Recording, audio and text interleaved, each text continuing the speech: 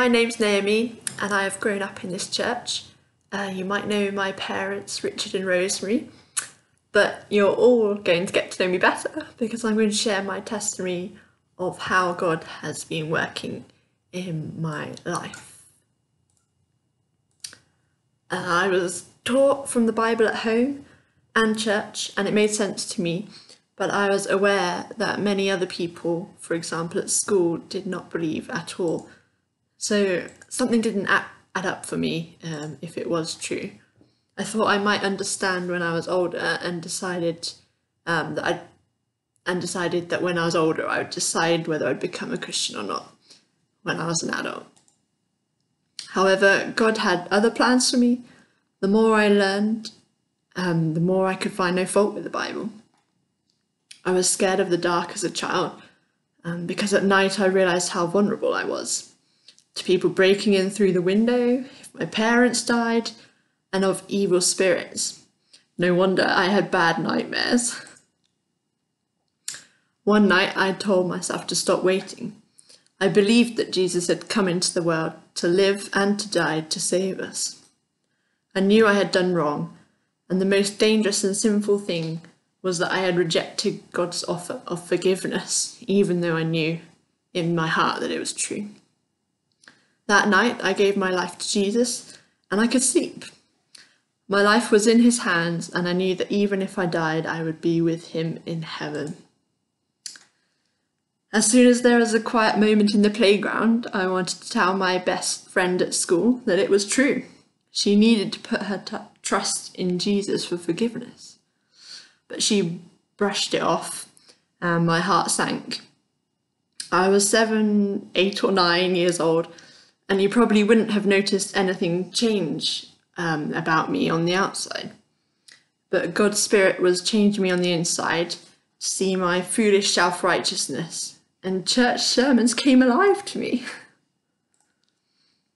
Secondary school was a hard time for me. I saw the depravity of the human heart, and the only thing that kept me going was that God had a plan for me.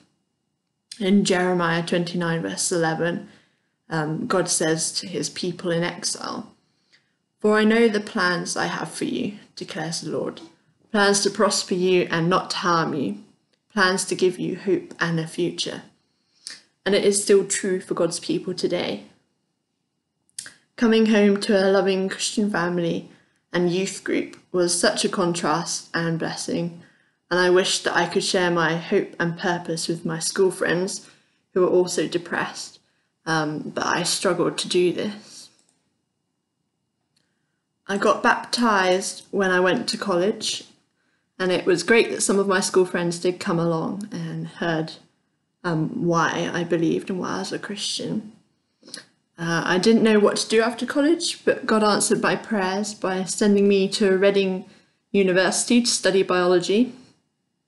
Walking a long way to Carey Baptist Church wasn't a big deal for me. I love to be with God's people, and he taught me to love church through the hard time at secondary school. I joined the Christian Union, and God gave me the ability and confidence to lead the international team.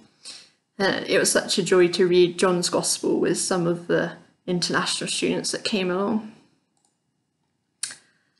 I did not necessarily expect to be back here in Swindon, but again, God's plans aren't my plans, and I'm still learning to trust him.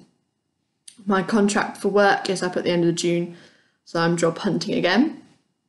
My previous job opportunities were thanks to people here, so thank you for being such a lovely church family. Thank you to all the preachers and Sunday school teachers as well who have shaped my Christian life and being good examples.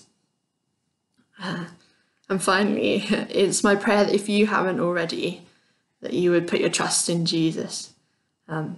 Maybe one day I'll hear your testimony as well. God bless.